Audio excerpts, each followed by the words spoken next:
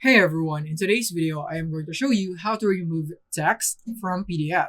So let's get started.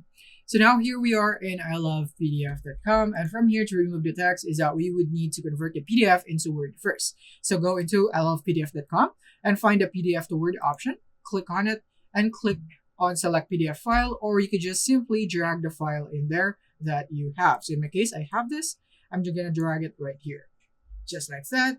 And then from here, all I have to do now is click on convert a Word, and it will now be converted into Word. So click on download Word and then open the Word file that you have downloaded, just like that. And once it's opened, click on enable editing. And from here, you can now just select the text that you would want to remove. For example, I want to remove the text here, just like that. So just simply highlight the text and press on the backspace button or delete button, just like that. And as you can see, I can easily remove it, just like so.